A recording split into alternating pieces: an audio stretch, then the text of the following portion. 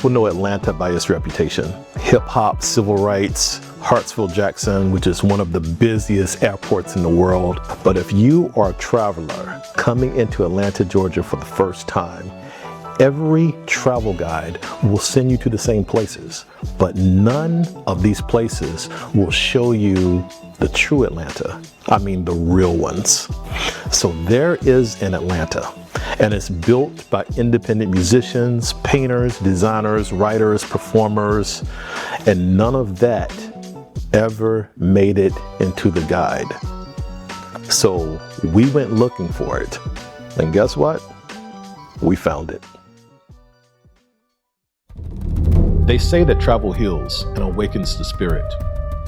On my quests, I find and share stories of ordinary people doing extraordinary things in interesting places. My name is Gibbs, and I travel for culture.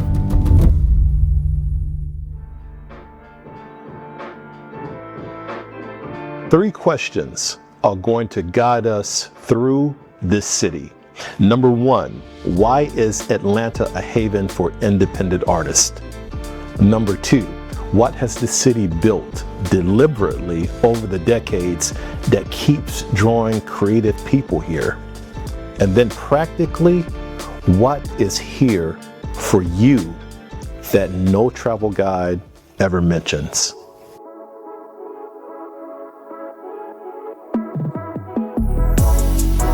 We're gonna make 3 stops. Number one, a Monday night spot that showcases the underground beat culture.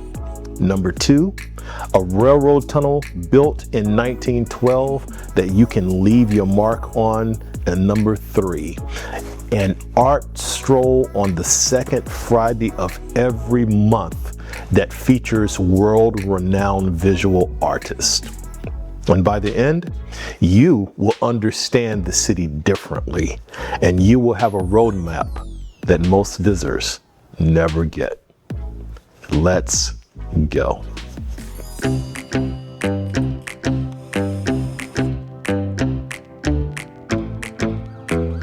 Monday night, and we are in Atlanta.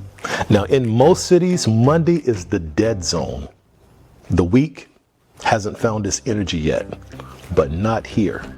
Now, my people and I, we just made it inside, and this place is amazing. I mean, adults are coloring in coloring books. They're sitting at long tables, filling in cartoon prints with crayons. There's a huge gaming wall, vinyl records and crystals at the same vendor table. There's 2 stages, one inside and one outside, where producers are playing the sets that they just finished this week. You can dance, you can put on your headphones and disappear into the music. You can sit and order a drink, or just do absolutely nothing. Now, this is not an accident. This is by design. This is called controllerize. And I want you to understand what it took to build something like this.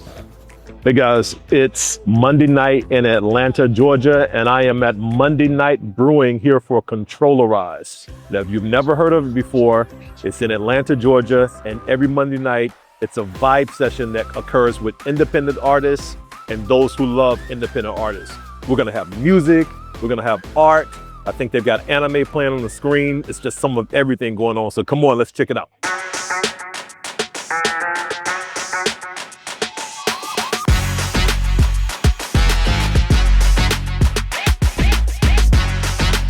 Founders of Controllerize built this because Atlanta let them in. No industry gatekeepers, no establishment deciding what type of music belonged in what type of room, and no zip code telling a producer where his sound belonged. You see, Atlanta did not just host this idea, they exported it. Without a grant, without a cultural department stamp of approval. Just 2 people who needed a room and a city that did not say no. If there's an international traveler who's never been to Atlanta before and is looking for something to do, what can you tell them about Controllerize that will prompt them to come here? I would tell them how Controllerize is one of those places, and it's just like you enter a whole different world, like full of music, full of art, different clothing vendors, hat vendors, vinyls, different DJs, and it's like they're putting you on to different music, and it's just like you'll hear a song and you'll be like, oh my God, I didn't know it was sampled from here. So I feel like it's just a home away from home. So Atlanta is such an international city for people to come and visit, but I noticed there's a lot of independent artists here. Why do you think they flock to Atlanta so much versus other cities, independent artists? Wow. That's a great question, and I have the best answer I think I can give to you. What is it? Atlanta is a black mecca. Atlanta's culture is so different. Like you're not gonna find something like this. Atlanta, New Orleans, Houston, all those dirty South Southern states, you're not gonna find that. It's just like, especially when everything that you could get from the industry, you have around you. Yeah. Right here at Controllerize, the community. Yeah. Like you never know who knows something that you want to know or who's doing something that you want to do. Yeah. And it's like, why not stay independent? Yeah. So I'm here. Atlanta has that community that's already built in, and you can just plug in. Yeah. So this is the artist 17, y'all. Make sure you follow her on Instagram. Follow her on I'm sure I'm using on all platforms, right? Yeah. Y'all get at her. She's the next hottest thing coming out.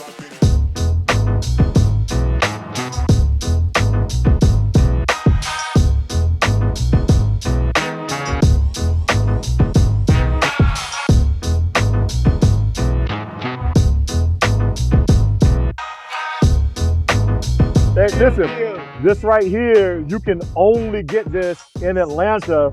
Just jerk 18. And then I got more. I got sauce. Jerk oh my goodness. Yeah, that's this oxtail right here, man, it is so tender. Like it's literally falling apart in my hand.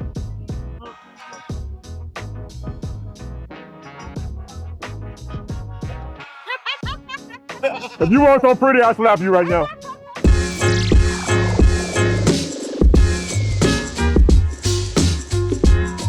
Why do you think Atlanta, of all places, that people are internationally flocking here for the international artistic scene? I mean, it's like a melting pot, right? So Atlanta is very welcoming, and then it's also affordable. So Africans, Caribbeans, Europeans, Canadians, I mean, anyone can kind of come here and get their footing and be able to afford living here fairly easily. So I think that's part of the draw. And then because it's so welcoming, then people don't feel like foreigners. One last question about Controllerize. What do you like about this vibe so much? So Stolen Drums, as like a curator, makes it quality. So you know that you're getting like quality sound, and like the guest DJs that come around are also on that same level.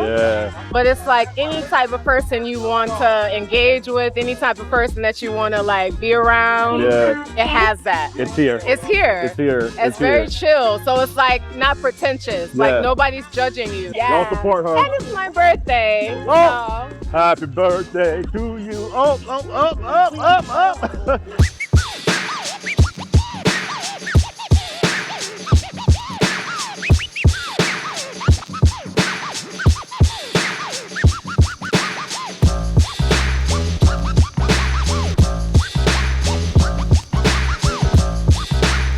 Let me tell you, I've been a lot of places, but there's nothing quite like this event on a Monday night. So for all the international travelers that's out there, tell me, what is Controllerize? What is it? But it started around beat culture, where people just coming and pulling up and playing beats and hanging out. Pizza was always a big part of the culture. Beer was a big part of everything that was going on. And then over time, it just kind of morphed and evolved and grew.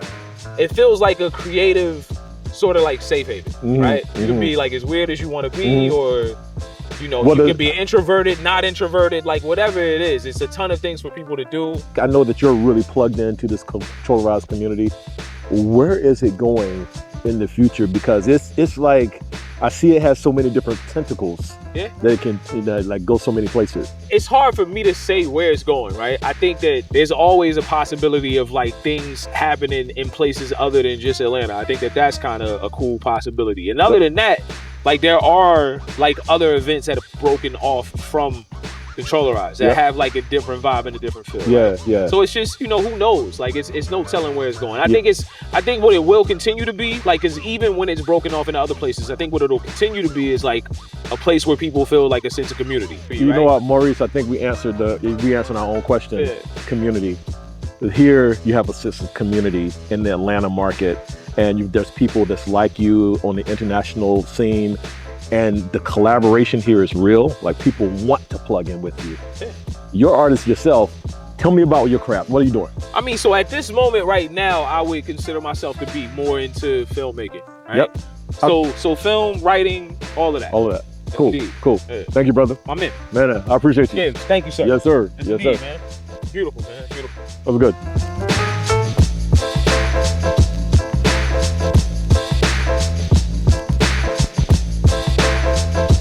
Controllerize is your first stop on your Atlanta art map. No velvet rope, no industry table in the back deciding who gets to be heard.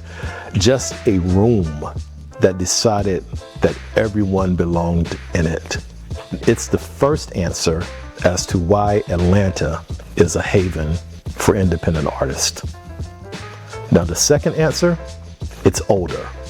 It's been accumulating for decades, and you can add to it.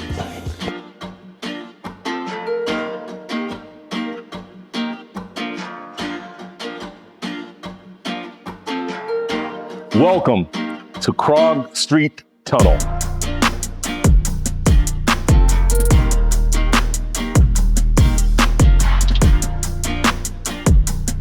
Now, most people who live in Atlanta walk through this tunnel every day, and they don't look up. So, hey, look up.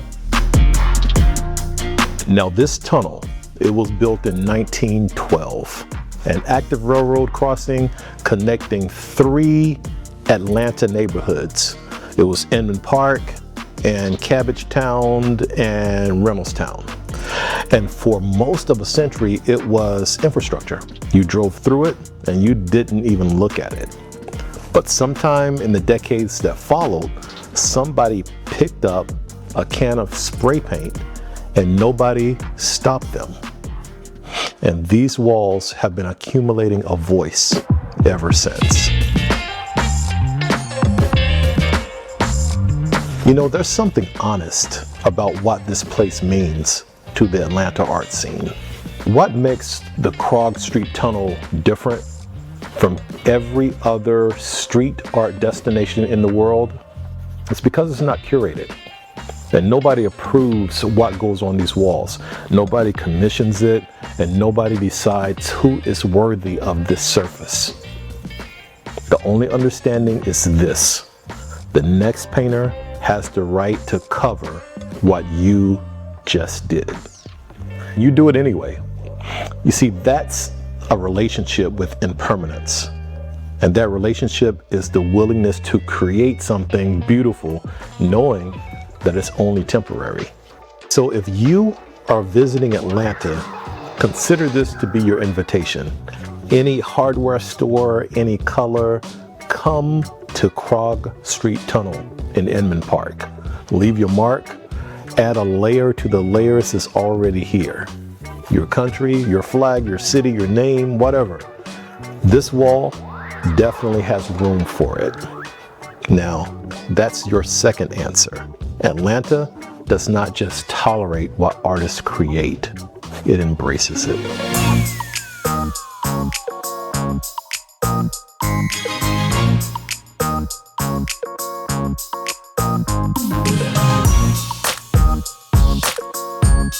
You see, the tunnel empties into the Atlanta Beltline. And the Beltline is 22 miles of old railway corridor, converted, reclaimed, and reimagined. And it loops around the core of Atlanta and connects 45 neighborhoods that the city spent decades pretending didn't need each other. And when we walk it, we feel the pulse immediately. I mean, there's shops, eateries, there's bars spilling out into the trail, murals climbing every available wall, and people. I mean, people of every kind moving along in Atlanta like it's the most natural thing in the world. From my vantage point, I can see cyclists, joggers, families, elders on benches in the afternoon for the afternoon sun, young creatives with sketchbooks, there's vendors and neighbors who finally have a reason to just come outside. You see, the Beltline, it didn't just add real estate value to the surrounding neighborhoods. It created a new type of public commons area, a space where you or the independent artist does not have to spend a thing to belong. So for anyone coming from outside, this trail is your first honest introduction to the city. It's not the stadium and it's not the highway. See, Atlanta doesn't wait for permission to express itself. It builds a trail and puts art on the outside and invites the world to walk through it.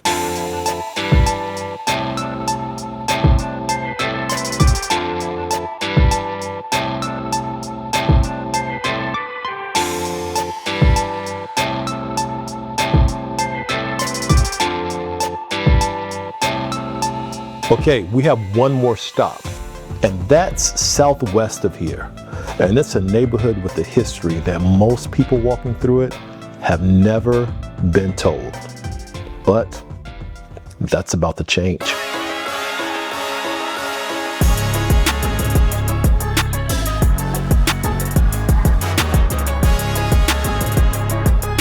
So we are now in Castleberry Hill. But before I even introduce you to the art, let me clue you in on the history. See, before there was an arts district, it was a warehouse district. And before it was a warehouse district, it was a working class neighborhood.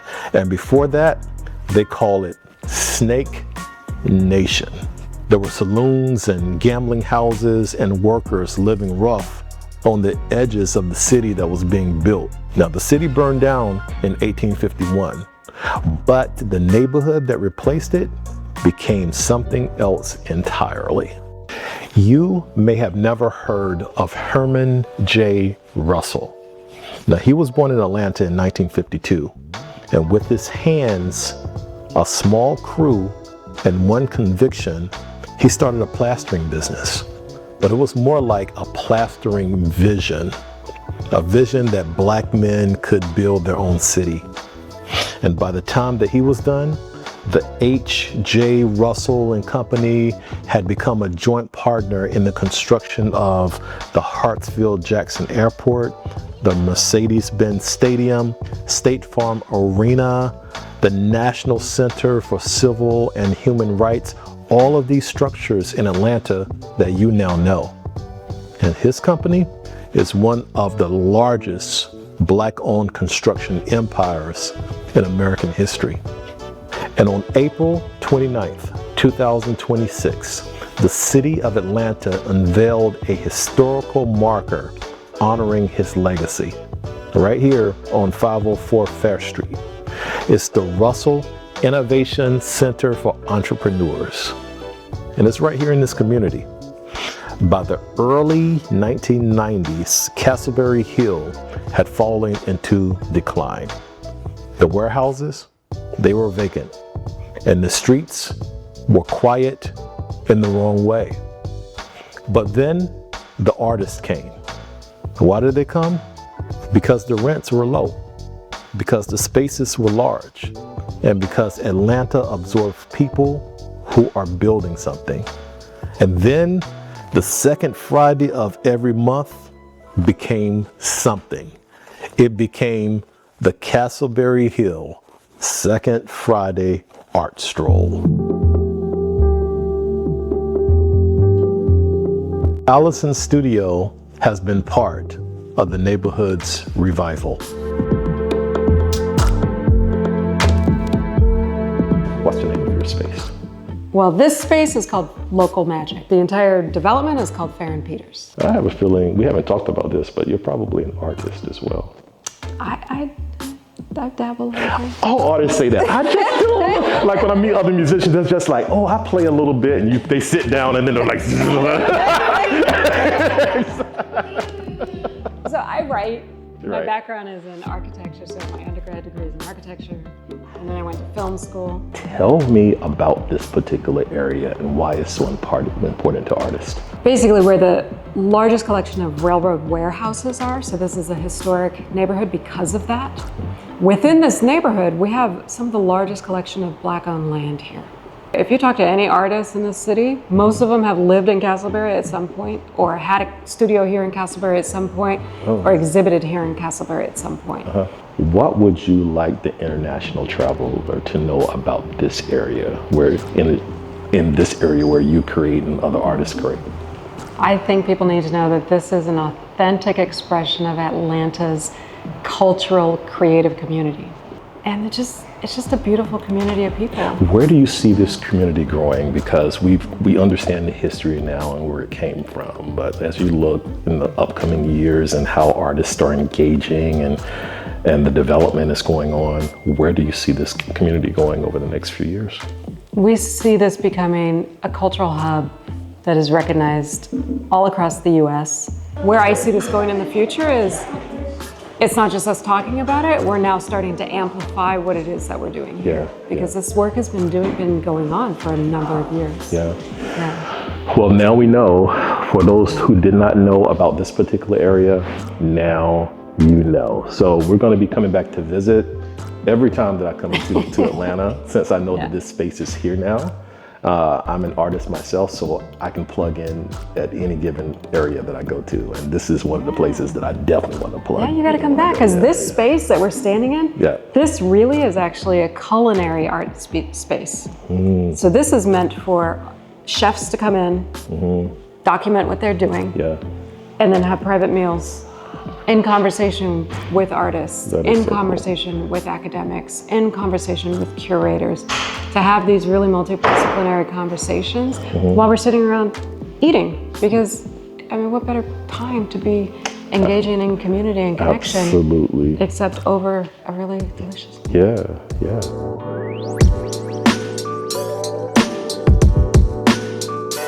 Now, there are several artists being showcased tonight, and Tracy is one of them. Tracy is a working visual artist who lives in Atlanta, but she has global impact. And I asked her, why Atlanta? We are sitting in front of your pieces. When I walked into this art studio, this captured me. Tell me what we are looking at here. So this is from my Ethiopian series, and I was invited by the museum in Albany, Georgia, and they have a lot of Ethiopian crosses in their collection. And so we agreed that the exhibition would feature that work. And I went to the studio, and this is what came out. Yeah. And so this is the mother and child piece that I did. Okay. Is it called, what is the piece entitled? Mother and child. Mother and child. Mother and child. Yeah. So tell me about where this piece is being exhibited right now. Where are we? So I'm in Castleberry Hill. Okay. And my friend Allison has this cool little spot. And so we had I had a solo exhibition here. Yeah. And the work is still here. Yeah. And I love it. Tell me about Castleberry Hill and what it means to you as an artist. Everything you needed was here. And what I love about it is that we were here. And so it was a community where we belonged. Art Stroll, the Second Friday Art Stroll. Yes. What does this art stroll mean to you as an artist? I don't think everybody knows is that we're all connected. So in this area, the artists who have studios that are in this area or in adjacent neighborhoods. This is somewhere where we exhibit. This is where we visit each other's studios. This is where we come and have lunch. We go and we can dance. Yeah. We can do Just everything. have a good time, right? Engage. Yeah, everything that we need is here. Yeah. So for the international traveler, what do you want them to know about this experience and about Castleberry Hill and why they should come and visit on the second Friday? There's a couple of things that I think is really important for them to know. Is that we are so excited to meet everybody who comes in. You know, we're a very friendly city, and we're a city that we like to get to know you as you come in. Yeah. And when you go home, we want you to remember us. So they could just come here and just plug in. They can plug They in. can plug in. And buy art. And buy art. We want them to plug in and to buy art. Exactly.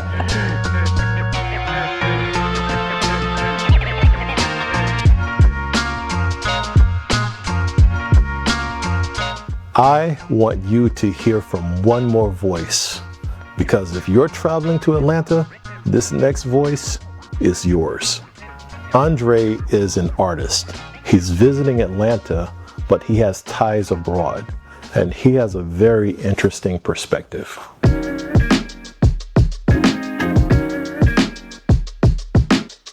Tell me a little bit about your collection and your inspiration for putting this masterpiece all together. Okay. Well, this inspiration came as, I would call it an intuitive creative. It comes from the ancestors. One late evening, early morning, I was really frustrated because I hadn't painted in so long. I said, you know what, I don't know what to paint. And as soon as I said that, I heard a voice in my head that said, paint something for us. And I said, well, who are you? And they said, we're the ones who've come before you, and we're the reasons why you're here. And I thought to myself, wow, that's my ancestors. So everything that you're seeing this evening, everything that you guys have shot, has come from that one iteration, but multiple iterations after that, because they've been guiding me ever since. But that was the impetus of this entire collection, from the Journey to the Clotilda to the Deity collection right now. And you have, this is the only place in Atlanta right now where your collection is being displayed. Correct. But you have works in other places as well. Currently right now I'm working Aruba right now, but I'm also working on doing some things in Amsterdam. How important is that art stroll for the independent artist that is living, working, breathing in Atlanta? It's so important, me as an artist, but for all the other artists, to actually have people come into their studios, come into their gallery spaces such as this, because we get to express ourselves in an environment. One last question. What's next for Andre? Where are we going? What are we doing? I love Atlanta, but I realize the work that I'm doing and the story that I'm telling about the trajectory of Africans, I want to tell that story in the world. So I'm going to Amsterdam, I'm going to London, I'm going to South Africa, I'm going to Africa. So I'm taking Atlanta as my launch pad, but taking this story out into the world. We love to follow you around as you take it out to the world at iTravel for Culture. This is Gibbs and Andre. We're at the second Friday art stroll. That's every second Friday in Atlanta. It's worthwhile coming to. 3-block radius, you'll get exposed to all different types of art and artists, and can literally touch the artist like I'm touching Andre right now. Listen, Gibbs for iTravel. Y'all stay tuned to the next segment. It's going to be great. We're out. Arts District designation did not create the art. The art created the designation. You see, the artist came first because the space was here, because the history was here, because Atlanta is a city that has always built its own institutions, particularly when mainstream ones were not available to it. So from entrepreneurs who built the infrastructure of this city with their hands, to the musicians who made Atlanta the center of Southern hip hop, to the visual artists, the designers, and the performers filling these warehouses right now. It's the same city, same story, but a different medium. So there you have it. We created this documentary to answer 3 questions. Why is Atlanta a haven for independent artists? Well, it's because here you build without asking permission. The city does not hand artists a platform. The artist builds the platform, and then the city grows around it. Number 2, what has Atlanta created deliberately over the decades that keeps drawing creative people here? Well, there are spaces with no gatekeepers, walls with no curators, and a community that treats its culture as an infrastructure, not a decoration. And lastly, what's here for you, the visitor that no official itinerary mentions? Well, there's Controllerize, only on Monday nights in West Midtown, and it's where a room decided that everybody belongs to it. And then there's the Krog Street Tunnel, a tunnel built in 1912 that currently lives on the Atlanta Beltline near Inman Park. Any day, bring a can of spray paint and the rest of the story is yours. And then there's the second Friday art stroll at Castleberry Hill in a neighborhood that refused to be written off. In this neighborhood, the doors open all at once. Okay, so this is just the tip of the iceberg about culture in Atlanta. And if you enjoy this type of content, I hope that you will subscribe to this channel, because this series about Atlanta is not finished. And if you have visited any of the places mentioned in this documentary or know of other places worth visiting in Atlanta, drop a comment and tell us about it. And don't forget to hit like and share. It tells the algorithm that this story matters. All right, so come close. Come closer. Let me clue you in on something. Atlanta is not just about the music and the art. It's becoming one of the greatest foodie cities in the United States. And the tourist maps, they will not take you to the best of it because no one knows these places. There are kitchens in the city that have been feeding their community souls for decades, and they're not in any of the travel guides. There's a Latin kitchen that's rewriting what Southern food can be. Nepalese, Iraqi Kurdish, Indian, and our global menu will not stop there. Each restaurant will tell you something about this city that no bus tour ever will. So we're going to eat our way through Greater Atlanta, one city, every flavor. That's next.